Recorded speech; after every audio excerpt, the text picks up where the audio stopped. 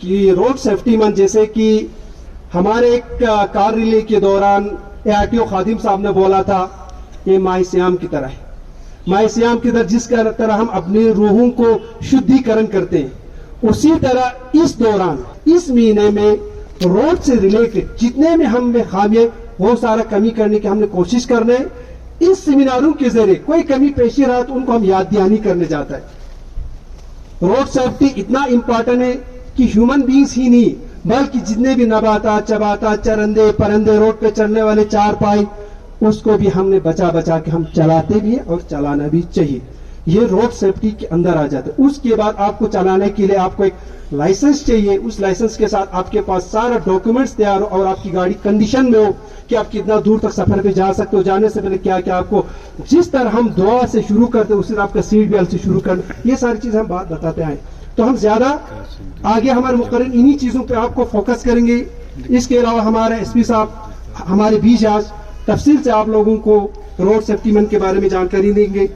आज हमारे साथ और भी डिपार्टमेंट जुड़े हुए हैं। सबसे पहले मैं डॉक्टर आशीष साहब को दावत देता हूं कि आप अपना प्रोग्राम आज की इस रोड सेफ्टी मंथ के इसमें से सबसे पहले हम मेडिकल से शुरू करेंगे क्योंकि हमसे बहुत रिलेटेड है। थैंक यू डॉक्टर आशीष साहब। मैं डॉक्टर आसिफ यहाँ पे एज ए ट्रेनर यहाँ पे लाया गया हूँ। As a basic life saving कैसे होते हैं उसको आप लोगों को डेमोन्स्ट्रेशन देने के लिए, आपको सिखाने के लिए यहाँ पे एक दिन के लिए बुलाया गया है यहाँ पे। तो मैं आप लोगों को लेक्चर तो नहीं दूंगा, लेक्चर से आप लोगों को कुछ होगा नहीं। जितना मतलब हमारे कहावत है, जो आप अगर आंख से देखोगे तो ज्यादा सीख जाओगे, ज्यादा मतलब याद रहेगा। जितना आप कान से सुनोगे उतना कम याद रह जाते हैं। इसलिए हम क्या करेंगे, आप लोगों को एक डेमो दे देंगे बेसिक लाइफ सपोर्ट का। बेसिक लाइफ सपोर्ट होता क्या है? बेसिक लाइफ सपोर्ट एक ऐसी फर्स्ट एड केयर है जो किसी भी फर्स्ट रिस्पॉन्डर को देना पड़ता है। फर्स्ट रिस्पॉन्डर मीन्स जैसे कि किसी अगर व्यक्ति को किसी को अगर चोट लगा होगा या कोई अनकॉन्शियस होगा, किसी को जख्म लगा होगा, कोई एक्सीडेंट होगा, उस जगह पे जो भी बंदा पहली बार पहुंच जाते हैं, पहला रिस्पॉन्डर होते हैं, उसका फर्स्ट रिस्पॉन्डर कहते हैं। तो उस बंदे को कुछ लाइफ सपोर्ट देना होता है, कुछ ऐसे लाइफ सपोर्ट देने होते हैं जिससे किसी के लाइफ जिंदगी जो है बचा सकते हैं। वो आप कैसे बचाते हैं और सीनरियो क्या होगा, सीन कैसा होगा, उसके बारे में आप लोग को मैं एक डेमो दे। सबसे पहले एक एक्सीडेंट सीन पे हम पहुंच जाते हैं। ये सब सपोज एक्सीडेंट सीन है, यहाँ पे पेशेंट ऐसे गिरा हुआ पड़ता है। पेशेंट समझो मतलब एक मी खोची हो अनकॉन्शियस जो गेले सोचत। तो सबसे पहले आपको क्या करना है, भागना नहीं है। पहले लोग क्या करते थे, अगर कोई ऐसा पड़ा होगा तो लोग भाग जाते थे क्योंकि शायद मुझे पुलिस वाले पकड़ के ले जाएगा, कहीं कुछ ले जाएगा। तो ऐसा करके कोई भी पेशेंट को टच नहीं करते थे। ऐसा नहीं करना है। जब भी कोई पेशेंट ऐसे पड़ा होगा तो सबसे पहले आपको क्या करना है, देखना है क्या ये बंदा क्या है। इसमें क्या करना है, सबसे पहले सेफ्टी सीन देखना होता है। सेफ्टी मीन्स अपना सेफ्टी, अपना बचाव देखने। सबसे पहले पेशेंट कुछ अच्छी जगह पे है कि नहीं, कहीं माइन ब्लास्ट की साइड पर तो नहीं है, कहीं कोलैप्स होने वाली बिल्डिंग के साथ तो नहीं है, कहीं पानी में तो नहीं है, कहीं इलेक्ट्रिक सर्किट, कहीं शॉर्ट सर्किट तो यहाँ नहीं चल रहा है। तो ऐसी चीजें मतलब देखना है। या मतलब रोजों में जगह दो निकाल मिनट होता था। सबसे पहले सेफ्टी सीन देखना है। सबसे पहले अपने आप को सेफ्टी करना है। सेफ ऐसे आवाज दूं जोर से, hello hello, are you okay, यार ठीक होता है। जो कुछ तब चिंता खुद करते हो, कुछ को सुनेगा नहीं। तो इसको क्या करना है, इसको जगाना है। जगाने के लिए क्या करना है, शोल्डर पे कंधा में ना, कंधे को तरह हिला के पेशेंट को जगाना है। अगर ये रिस्पॉन्स कर लेता है, आपका आवाज सुनता है या आंखें खोलता है तो ठीक है। अगर आंखें नहीं खोलता है, अगर आंखें नहीं खोल रहा है, आपका बात नहीं सुन रहा है, तो दैट मीन्स पेशेंट इमरजेंसी में है। तो पेशेंट इमरजेंसी, आपको फिर जल्दी एक्शन कर दें। उसके लिए क्या करना है, आपको कुछ सुना नहीं, आपका बात पे रिस्पॉन्स नहीं किया, जब आपने इसको जगाया नहीं जगा, रिस्पॉन्स नहीं किया, तो फिर क्या करना, जल्दी से इसको आपको BLS देना है, basic life support. Basic life support में क्या है, लाइफ सेविंग प्रोसीजर। कोई लाइफ केयर कोई प्रोसीजर देना है जिससे इसका जिंदगी बचा सकते हैं। इसमें क्या प्रॉब्लम हो सकता है, इसमें दो चीजें हो सकते हैं। इसका हार्ट बैठा होगा, दिल बैठा हुआ होगा, या इसका लंग्स बैठा होगा। या तो ये ब्रीथ नहीं करेगा, या इसका हार्ट काम नहीं कर रहा होगा, या दोनों बंद हो गया होगा। जब इंसान का हार्ट बैठ जाते हैं, दिल बैठ जाते हैं, जब सांस लेना बंद हो जाते हैं, तो दैट मीन्स क्या होता है, इंसान मर जाते हैं। तो दैट मीन्स ये पेशेंट मरने के करीब है। हो सकता है मर गया होगा या मरने के करीब होगा। अगरचे अपने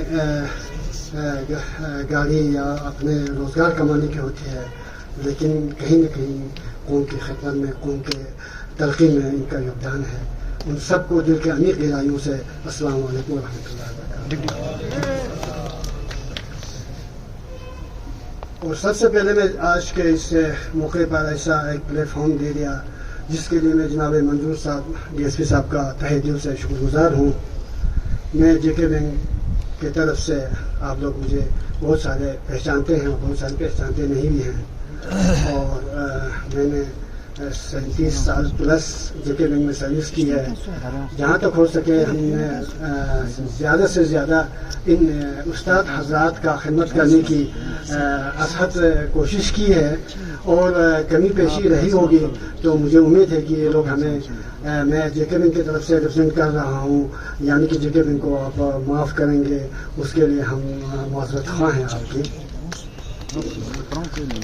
अब इसमें कुछ मखसूस मौजू से पे आने से पहले, इससे पहले जैसे डॉक्टर साहब ने हमें एक ऐसा डेमो दे दिया जिसका हमें हर एक को इसको सीरियसली और इसको याद रख के, क्योंकि किसी भी वक्त कहीं भी हमें कोई भी हादसा पेश आ सकता है, तो इसलिए जो है इसमें हमें बहुत सीरियसली उस मौके का वक़्त का ना देखिए। एक इंसान की ज़िंदगी बचाना जो है, अल्लाह ताला कुरान में फरमाता है कि एक इंसान की ज़िंदगी बचाना पूरी इंसानियत को बचाने के बराबर है, तो ये एक इबादत है।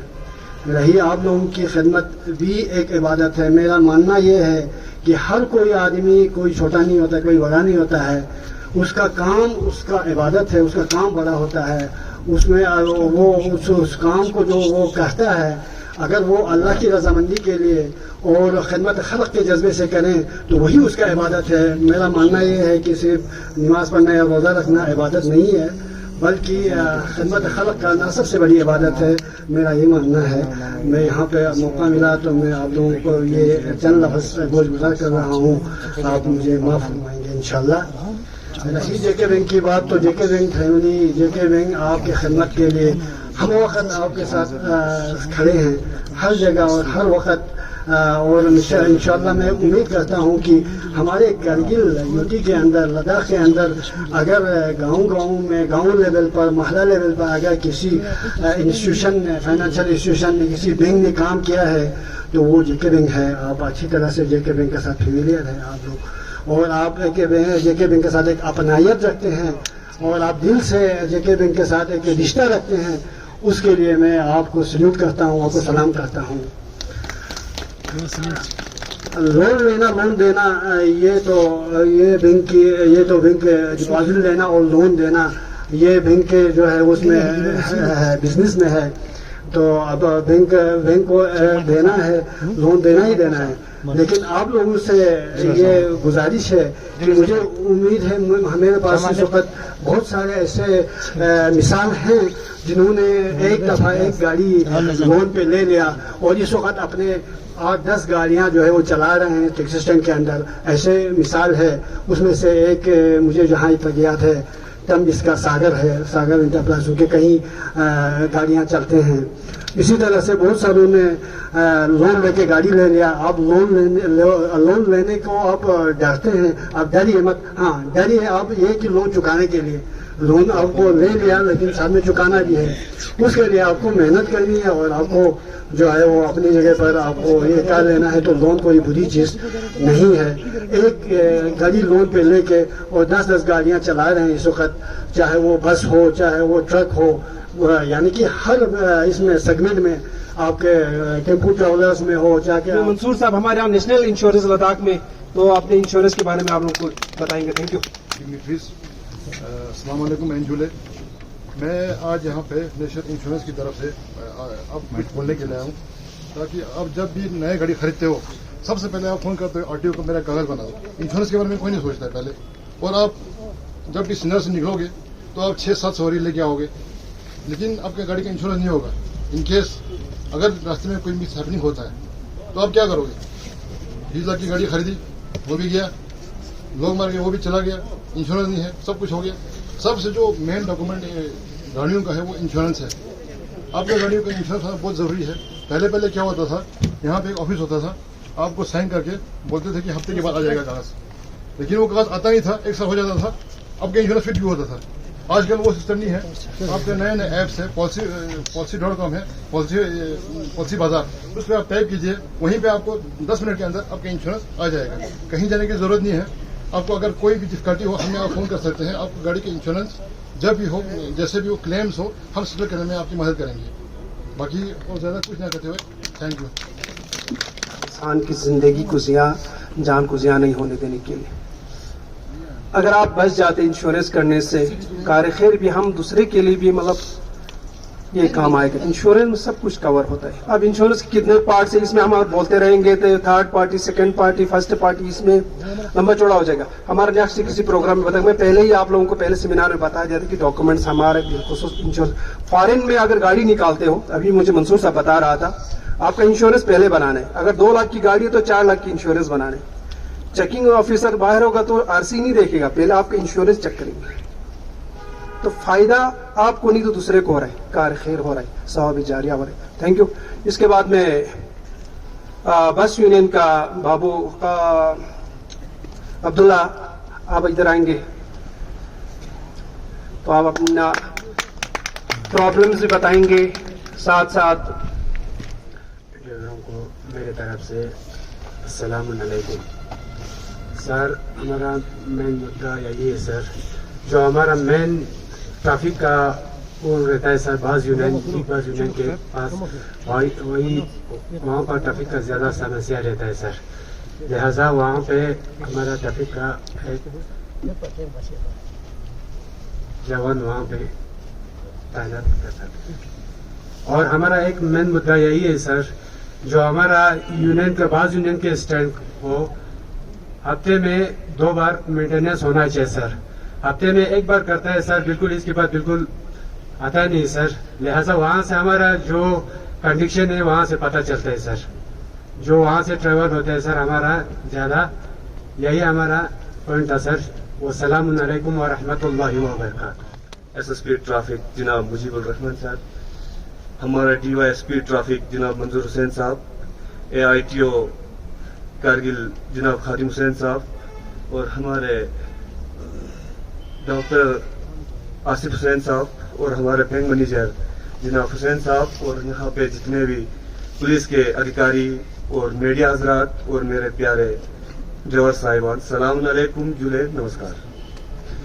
सबसे पहले मैं शुक्रिया अदा करता हूँ पुलिस डिपार्टमेंट का और हमारे एआईटीओ का, जिन्होंने इस प्रोग्राम को रख के हमारे इन ड्राइवर हजरात को ऐसे रूल रेगुलेशन के बारे में और भी ज्यादा आगाह कराया और ऐसे ऑर्डिनेंस कैंप करके हमें इन चीजों में काफी सीख देने को मिला। इस चीज का मैं बहुत बहुत तहे दिल से शुक्रिया अदा करता हूँ। आइंदा भी ऐसे ऑर्डिनेंस कैंप होना चाहिए, इस चीज के लिए मैं बहुत बहुत शुक्रिया करता हूँ। तो सबसे पहले मैं इस मंच के जरिए हमारे एसएसपी ट्रैफिक साहब को कुछ हमारे इश्यू से, इस चीज से मैं कुछ कहना चाहता हूँ। इंशाअल्लाह जो हमारे आईटीओ और हमारे एसपी साहब हमारे इश्यूज को हल करने के लिए इंशाअल्लाह ये करेंगे। सबसे पहला हमारा इश्यूज ये है सर, जो हमारी टैक्सीज जो कारगिल से श्रीनगर के लिए जाती है, तो उन टैक्सीज को हमारे डिस्ट्रिक्ट से यूटी श्रीनगर में जब हमारी टैक्सीज जाती है तो उनको सिटी के अंदर आने के लिए इजाजत नहीं दिया जाता है सर। जब जाती है हमारी गाड़ी तो या तो उसको भारी फाइन भराना पड़ता है या उसको सीज किया जाता है। तो सर मेहरबानी आपके रिक्वेस्ट से एसएसपी ट्रैफिक को कह के जो हमारे जितने भी यहाँ टैक्सी से जो जम्मू या श्रीनगर सिटी के अंदर तो जाना ही पड़ेगा, क्योंकि हम टूरिस्ट के रिलेटेड है या पैसेंजर के रिलेटेड है। हमारी 2 टैक्सी स्टैंड है सर, एक हमारा टंग बाग में और एक एचएमएस अस्पताल जहाँ पे काकसराई है। वहाँ पे सर जो मेन काकसराई वाले चौक में जो है हमारी गाड़ी को रिसेंटली कल ही 2 बार सीज करके हमारी गाड़ी को कल हमें उनको रिलीज करके निकालना पड़ा। तो सर मेहरबानी, क्योंकि वहाँ पे एक रूल रेगुलेशन है सर, जो पैसेंजर लेके जाती है गाड़ियाँ वो है गांव की गाड़ियाँ, जो बारामुल्ला पुलवामा शुपियान से जो गाड़ियाँ आती है उन गाड़ियों को वो सिटी में इंटर होने नहीं देते सर। हमारी उनमें से गाड़ियाँ नहीं है, हमारी यहाँ से टूरिस्ट लेके जाती है या हमारे पैसेंजर लेके जाती है, तो हमारी गाड़ियों को भी वो लोग उन गाड़ियों की तरह सीज करते हैं सर। तो मेहरबानी आपके माध्यम से ये एसएसपी श्रीनगर तक ये मैसेज पहुंचा कि हमारी इन गाड़ियों इन ड्राइवर हजरात को थोड़ा राहत दे दें। तो दूसरा हमारा कुछ इश्यूज ये है सर, हमारा परमिट के रिलेटेड हमारे ITO साहब के पास भी हम गए थे, तो बहुत हमारा ITO साहब ने हमारी भी बहुत हेल्प की। तो ये आपके लेवल से थोड़ा हाई लेवल तक ये बात पहुंचे। जो यूटी लद्दाख और यूटी जम्मू श्रीनगर के बीच में एक MUE साइन हुआ था सर, उस MUE में जम्मू श्रीनगर की गाड़ी लद्दाख चल सकती थी और लद्दाख की गाड़ी जम्मू श्रीनगर चल सकती थी। उसमें हम एक क्वार्टर सेंट का सिस्टम डालते थे सर, जो श्रीनगर वाले ITO करगिल में आके और हम जो है ITO कश्मीर में जाके, उस क्वार्टर सेंट की फीस जो है 350 थी सर, 375 के करीब थी सर 5 ईयर्स के लिए। तो अभी सर रिसेंटली फ्यू मंथ्स एगो ये फीस को जो है बढ़ा के इन्होंने 75,000 किया है सर, जो हमारे से पॉसिबल नहीं है सर। तो इस चीज के लिए मेहरबानी सर, आप हमारे ट्रांसपोर्ट कमिश्नर, हमारे ITO साहब से भी ये चीजों को थोड़ा हल करें।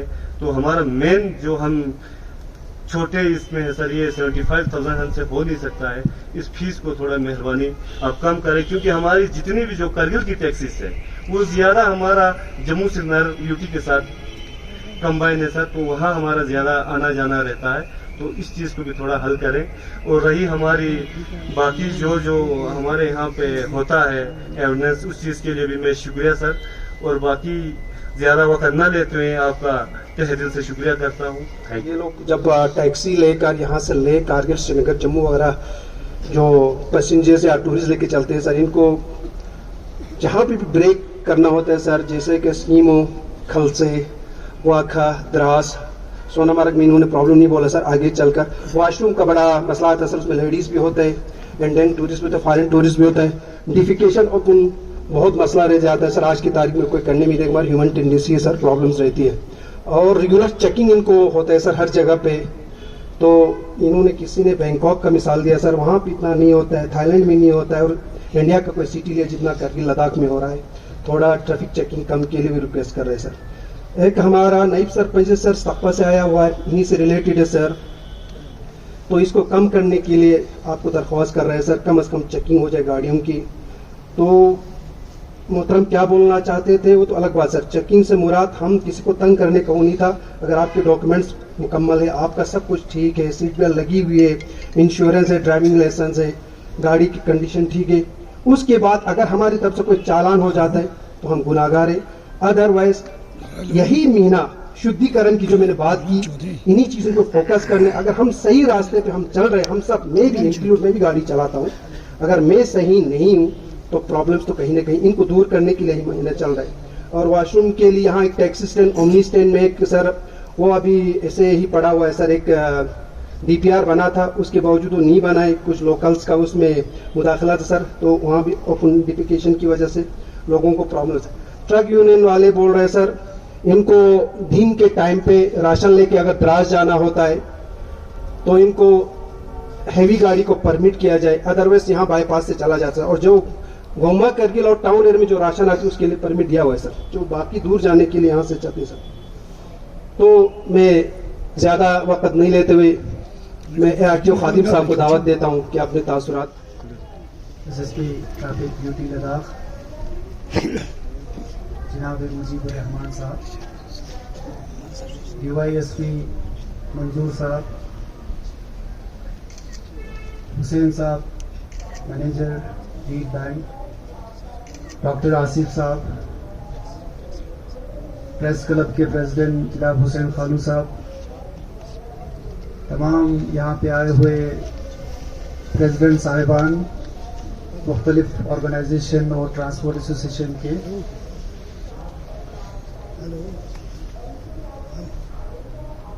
आज वाकईन बहुत एक अच्छा दिन है, क्योंकि रोड सेफ्टी मंथ पूरे जो हिंदुस्तान में चल रहा है, जो पहले एक हफ्ता मनाया जाता था अब इसको एक्सटेंड करके एक महीना कर दिया है।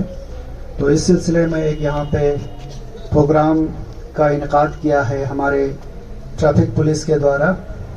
तो इसमें मुख्तलिफ स्पीकर्स ने बहुत बहुत अच्छी बातें रखी, जो वाकईन इस प्रोग्राम से जुड़ा था। तो जैसे कि डॉक्टर आसिफ साहब ने CPR यहाँ पे आपके सामने मुफस्सल तरीके से आपके सामने पेश किया ताकि कोई भी ड्राइवर जो है वो मुसीबत के दौरान डॉक्टर बन के उस पेशेंट्स को सही जगह तक अदालत के चक्करों में ना फंसे। तो मैं इस पेशेंट को यहीं मरता छोड़ के चला जाऊंगा क्योंकि मुझे अपनी फैमिलीज को संभालना है। तो सरकार ने इसके लिए कवानीन लाए हैं जैसे कि गुड समरिटेरियन बोल के। इस पे पहले आपकी कोई इंक्वायरी नहीं होगी, पहले पेशेंट का इलाज किया जाएगा, फिर उसके बाद आपकी डिटेल्स दिया जाएगा, उसके बाद भी आपके खिलाफ कोई भी इन्वेस्टिगेशन या इंक्वायरी नहीं होगी। ये हिंदुस्तान के कानून में दर्शाया गया है। अवेयरनेस और रोड सेफ्टी का काफी गहरा ताल्लुक है। वो कहा जाता है कि जिस शहर में वैल्यू ऑफ लाइफ कम हो उस शहर में एक्सीडेंट ज्यादा होती है। ये डिपेंड करता है कि आपकी वैल्यू कितना है लाइफ की, आपकी फैमिली की वैल्यू कितनी है, उस हिसाब से एक्सीडेंट्स की मात्रा ज्यादा हो जाएगी या कम हो जाएगी। जैसे कि आप जानते हैं कि मेट्रोपॉलिटन सिटीज में जाइए आप, जैसे कि आप किसी फॉरेन कंट्री में जाइए, वहां पे एक्सीडेंट्स रेट इसलिए कम है क्योंकि वहां की लाइफ की वैल्यू ज्यादा है। वो लोग लाइफ को समझते हैं क्योंकि वो लोग गुड सिटीजन्स है, रूल्स को अच्छे से फॉलो करता है, तो इस वजह से एक्सीडेंट्स जो है वो काफी कम हो जाता है। हम लोग रूल को फॉलो नहीं करते हैं। रूल सिर्फ न कि मोटर व्हीकल एक्ट में हो, रूल हर किसी में, किसी भी चीज में अगर रूल को अच्छे से फॉलो करेंगे तो उस एक्सीडेंट में, उस झंझट में आप कम ही फंसोगे। तो इससे ये पता चलता है कि आप लोगों को एक अच्छा सिटीजन बनना है और रूल को अच्छे से फॉलो करने की कोशिश करना है ताकि जितना हो सके हम एक्सीडेंट्स रेट्स को कम किया जा सके।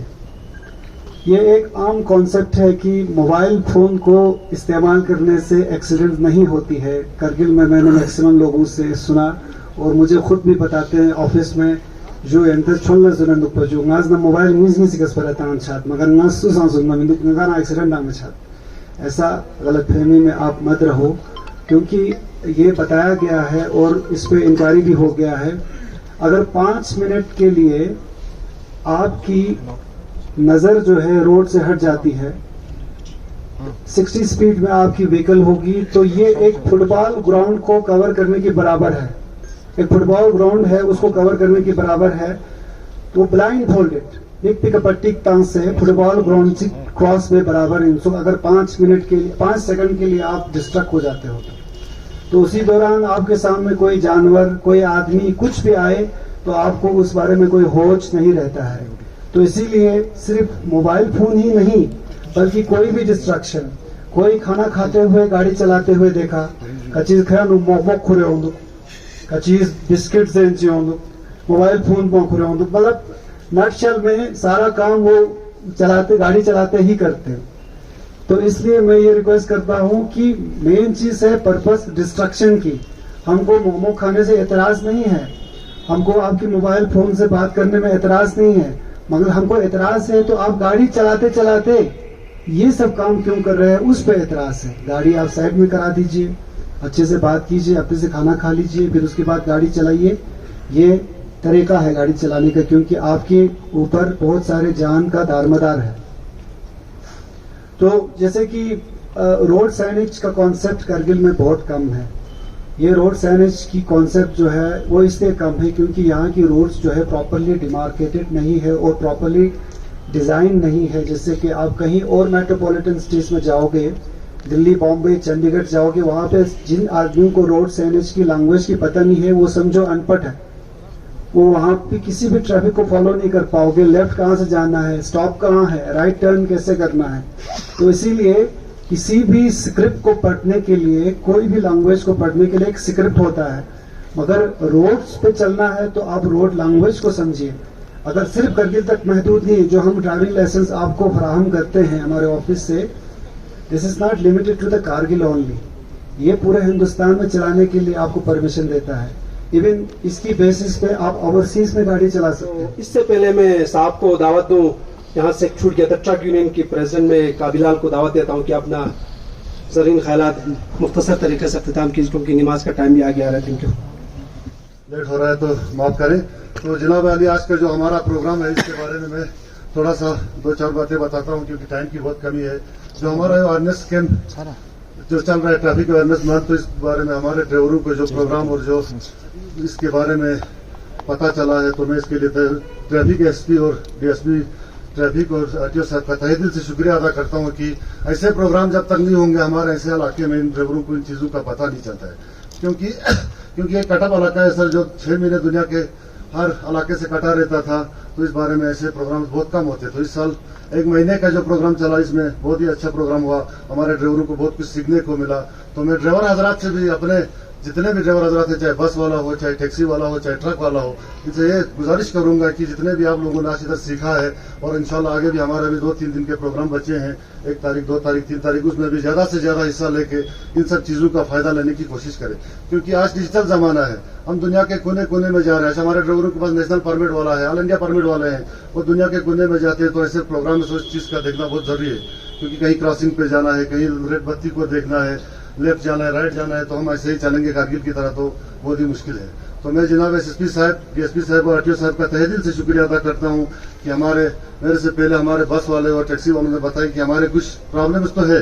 हमारा स्टेट जब से सर अलग हुआ, हम पहले एक ही जम्मू कश्मीर के साथ होते थे, क्योंकि हमारे पास जेडके की गाड़ियां 90% है। सर मैं अपने ट्रक की बात करूं, मेरी 90% ट्रांसपोर्ट जम्मू कश्मीर नंबर की है। तो जिनका काउंटरसाइन परमिट का या ट्रांसफर की बहुत सारी मुश्किलात है सर, ये आला हुकाम तक पूछा के इनका ये प्रॉब्लम्स को हल करने की थोड़ी कोशिश जरूरत है, क्योंकि कागजों के लिए बार बार जम्मू से नगर दौड़ने में बड़ी परेशानी हो रही है सर। परमिट में लेट फीस लगे या कोई भी चीज हो, ट्रांसफर ही नहीं हो रहा है पहले तो हमारी गाड़ियां। इन बारे में थोड़ा सा मेहरबानी से आरटीओ साहब भी हैं, एसपी साहब भी हैं, इन चीजों के लिए थोड़ा हमारी हेल्प करें। तो बाकी मैं तमाम ड्राइवरों से यही गुजारिश करूंगा कि 2-3 तारीख को ज्यादा से ज्यादा आकर इस चीज का फायदा लेने की कोशिश करें। शुक्रिया। प्रोग्राम हम कंक्लूड करने जा रहे हैं। मैं डीवाईएसपी श्री मंजूर साहब केपीएस को दावत देता हूँ वर्ड ऑफ थैंक्स के लिए। आप अस्सलाम वालेकुम जुले। आज के इस प्रोग्राम में बैठे हुए हमारे ट्रैफिक के एसएसपी मुजीब साहब, एआरटीओ कारगिल खादिम साहब, जेएंडके बैंक के कारगिल के क्लस्टर हेड हुसैन साहब, जीटीआई कारगिल निसार साहब, हमारे डॉक्टर आसिफ थे यहाँ पे, हेल्थ डिपार्टमेंट से इंचार्ज पुलिस पोस्ट कारगिल तमचुस, जितने भी यहाँ पे ड्राइवर हजरात मौजूद हैं, उनके साथ उनके प्रेसिडेंट्स भी साथ में हैं, मीडिया हजरात, नेशनल इंश्योरेंस के मंसूर जी, आप सबका मैं इस प्रोग्राम में शिरकत करने के लिए तहे दिल से शुक्रिया अदा करना चाहता हूं कि आप सब ने अपना कीमती वक्त निकाल कर, खासकर हमारे एसएसपी साहब जो इतना पर्सनल कीन इंटरेस्ट देकर ले से आए इस प्रोग्राम में शिरकत करने के लिए। एक्चुअली ये इनका ही अपना आइडिया था कि कारगिल में भी एक अवेयरनेस प्रोग्राम जो है वो किया जाए, क्योंकि ये रोड सेफ्टी मंथ इस टाइम चल रहा है। ले में बहुत सारे अच्छे प्रोग्राम हो गए थे जो हमारे एसएसपी साहब की सरबराही में कर रहे थे। इन्हीं के डायरेक्शन पे हमने लास्ट टाइम भी इवन जो रोड सेफ्टी मंथ का जो ओपनिंग डे था, उस दिन भी हमने यहाँ पे इसी जगह पे एक बस स्टैंड में ही एक अवेयरनेस कैंप के प्रोग्राम से ही उसका आगाज किया था। और बीच में जो है बहुत सारे प्रोग्राम्स हमने डिफरेंट जगह कर भी लिए, जिसमें एक हमारा 13,620 फीट एक टूरिस्ट स्पॉट में हमने एक ट्रैफिक अवेयरनेस रैली भी जो है वो वहां तक काफी ट्रांसपोर्टर्स आए थे हमारे साथ वो पार्टिसिपेट करने के लिए। तो सारी प्रोग्राम जो है वो डे टू डे चल रहे हैं रोड सेफ्टी मंथ को लेकर। इस प्रोग्राम को कंक्लूड करने से पहले मैं कुछ इश्यूज, कुछ बातें जो है वो आप सबके सामने लाना चाहूंगा कि पिछले 15-20 दिन से जब से ये रोड सेफ्टी मंथ शुरू हो गया है, इसको मद्देनजर रखते हुए कुछ चीजों में हमने काम करना शुरू किया है। जैसे कि हमारे कारगिल का सबसे बड़ा जो इशू है बाजार का जो मसला था कि यहाँ पे कंजेशन बहुत ज्यादा रहता है ट्रैफिक का during day time, specially peak hours में। तो उसका सबसे बड़ा कारण ये है कि हमारे पास एक तो बाजार में पब्लिक ट्रांसपोर्ट जो है वो बहुत कम है, जिसकी वजह से लोग प्राइवेट ट्रांसपोर्ट का इस्तेमाल करते हैं, क्योंकि लोगों की मजबूरी है, उनको बाजार दिन के अपने काम के लिए आना ही पड़ता है। तो इसलिए वो बाजार में लोग जो है वो कोई दूसरा अल्टरनेट हमारे पास पार्किंग स्पॉट नहीं था, सिर्फ हमारा हुसैनी पार्क एक होता है और ओल्ड टैक्सी स्टैंड में जहाँ पे 30 से 40 गाड़ियां जो है हम पार्क कर सकते हैं। हमारा हुसैनी पार्क की जो कैपेसिटी है वो 300 से 400 गाड़ियों की है। वो शुरू में ही 1-2 घंटे में ही 11 बजे तक वो पूरा फुल हो जाता है। उसके बावजूद भी जो हमारा सर्कुलर रोड है, हमारा फातिमा चौक से लेके अदुलिगुंड तक, उसमें एक साइड में हम गाड़ियां जो है वो पार्क करने के लिए अलाउ कर लेते हैं, क्योंकि दूसरी कोई जगह है नहीं। और 700 से 800 गाड़ियां जो है वो दिन भर वहां पे पार्क रहती है। लेकिन जो भी कम्यूटर 11 बजे के बाद अगर किसी को बाजार आना होगा तो उसको कोई जगह नहीं मिलती है, और वो जो है मेन मार्केट में ही अपनी गाड़ी छोड़ के अपने काम के लिए वो निकलता था। उस इश्यू को मद्देनजर रखते हुए हमने क्या किया सर कि मैंने जब इनिशियल स्टेज में देखा कि इकबाल बीच से फातिमा चौक से गुजरते हुए अदुलिगुंड तक जो हमारा 2-2.5 किलोमीटर का डिस्टेंस है, एक गाड़ी को 2 किलोमीटर के डिस्टेंस को कवर करने के लिए लगभग 20 मिनट भी लगते थे, कभी कभी आधा घंटा भी लग जाता था पीक आवर्स में, क्योंकि गाड़ी जो है वो बिल्कुल स्लो स्पीड में चलती थी। एक साइड में गाड़ियां लगी होती है, और क्योंकि हमारे बाजार का विड्थ जो है वो बहुत कम है, 20 से 25 फीट का विड्थ है, और उसी विड्थ में एक साइड में गाड़ियां भी लोग लगाते थे। उसी में लोग क्योंकि बहुत ज्यादा यहाँ पे बाजार आने का शौक रखते हैं, कारगिल में गाँव से भी लोग आ जाते हैं। इवन हमारे पेरिफेरीज में, जो हमारे आउटस्कर्ट्स में, जो टाउन के आउटस्कर्ट्स में जितने भी लोग रहते हैं, वो सारे दिन को बाजार आते हैं। जब भी कोई किसी से मिलना होता है तो बस हमारे पास यही एक ही जो है वो जरिया है मिलने का, वो बाजार रहता है, या सामान लेना होगा, क्योंकि हमारे कारगिल की बाजार की लेंथ भी इतनी ज्यादा है नहीं। तो उस इश्यू की वजह से जो है वो ट्रैफिक बहुत ज्यादा जो है वो स्नेल स्पेस में चलता था। तो हमने क्या किया कि हमने ये समझा कि यहाँ पे जो है सबसे ज्यादा इम्पोर्टेंट कारगिल बाजार में लोगों को चलने की जगह ही नहीं होती थी, कि जब एक साइड में अगर गाड़ियां लगी होगी और बाकी जो आपका जो सिंगल जो वे जो रह गया, उसमें तो सिंगल गाड़ी ने निकलना है, तो लोगों को जब चलने की जगह नहीं होगी, घूमने की जगह नहीं होगी, तो काफी ज्यादा जो है वो दिक्कत आ जाती थी। तो गाड़ी का मूवमेंट जो है वो स्लो हो जाता था। तो वो रॉन्ग पार्किंग जो है हमने हटाने की कोशिश की, और जो है कोन्स लगाकर शुरू में थोड़ा बहुत लोगों को परेशानी आ गई, खासकर दुकानदार को, कि कोन्स लगाने की वजह से हमारे पास कस्टमर कम आते थे। लेकिन 4-5 दिन के बाद जब उन्होंने देखा कि जब लोग आदी हो जाते हैं, तो किसी निजाम को जब इनिशियल स्टेज में थोड़ा बहुत चेंज लाने में परेशानी आ जाती है, लेकिन वो आदी हो जाते हैं तो उन्हें अच्छा लगता है। फिर उसके बाद हमने जब मीटिंग की काउंसिल में, सीसी साहब के सरबराही में, उसमें एसएसपी साहब और डीसी साहब दोनों आ गए थे, तो वहां पे वही दुकानदारों ने बोला कि हम बिल्कुल बाजार में गाड़ियां जो पार्क करते हैं लोग, उसके बिल्कुल अगेंस्ट है, वो गाड़ियां बिल्कुल लगनी नहीं चाहिए। अभी जो सिस्टम बना है वो बहुत अच्छा है, क्योंकि हमने 1-2 स्पॉट्स भी उनके लिए आइडेंटिफाई करके दे दिए कि वहां कहां पे गाड़ी लोग लगा सकते हैं और कहां पे नहीं लगा सकते हैं। जहां पे नहीं लगा सकते हैं वहां पे हमने कोन्स लगाकर थोड़ा सा बंद कर लिया, ताकि लोग जो है वो टेढ़ी करके गाड़ी ना लगाएं। अगर किसी को लगाना भी है तो वो सीधी गाड़ी लगाएं, और अपना जो काम है, किसी दुकान से कुछ परचेज करना है, 5-10 मिनट हमने अपने ऑफिशियल्स को इंस्ट्रक्शन भी दिया था कि 5-10 मिनट में वो अपना सामान लेकर वो निकल सकते हैं, तो उसको आप चालानिंग वगैरह नहीं करना। हाँ, अगर कोई 1-2 घंटे से ज्यादा अगर रॉन्ग पार्किंग में गाड़ी छोड़ के जाता है तो उसको आप जो है वो एनफोर्समेंट कर सकते हो। सिमिलरली ये एक कंजेशन वाला पार्ट था जो हमने अभी बाजार में लागू करने की कोशिश की। दूसरा पार्ट मैंने देखा सर कि जो आप भी कह रहे थे कि रोड एक्सीडेंट्स कारगिल में, जैसे कि 18 डेथ्स हो गई है 2023 में, और 136 जो एक्सीडेंट्स हुए थे, हमने अभी जो है इसमें एक्सरसाइज शुरू कर लिया है कि ये जो स्पेशली डेथ्स हो गए हैं किन किन स्पॉट्स पे हो गए, तो उसका रीजन क्या था, कि किस वजह से, चाहे वो अगर रेस ड्राइविंग का मसला हो, या कोई मैकेनिकल गाड़ी का फॉल्ट आया हो, या कोई इंजीनियरिंग वाला पार्ट हो, कोई किसी जगह कोई ब्लाइंड स्पॉट होता है, किसी जगह कोई मोड़ होता है जहां पर जिसकी वजह से एक्सीडेंट हुआ होगा, कोई बड़ा सा पत्थर किसी जगह आया होगा, तो वो क्या रीजन था, उस पर सर अभी हम जो है वो एडमिनिस्ट्रेशन को वो बिल्कुल ब्लाइंड स्पॉट्स के बारे में हमने एक्सरसाइज शुरू कर लिया है कि पूरे हमारे नेशनल हाईवे में जो हमारा जेडी शुरू हो जाता है 0 पॉइंट से लेके खंगराल तक, और आगे भी अगर जैसे हमें टाइम मिलते जाएगा हम जंस्कार वाले रूट में भी ये एक्सरसाइज शुरू कर लेंगे। For more updates, subscribe to our channel Kargil Today. Click the show links and enjoy watching the videos. Like us on Facebook and follow us on Instagram. Keep watching Kargil Today. Keep enjoying Kargil Today, the only voice of Kargil Ladakh.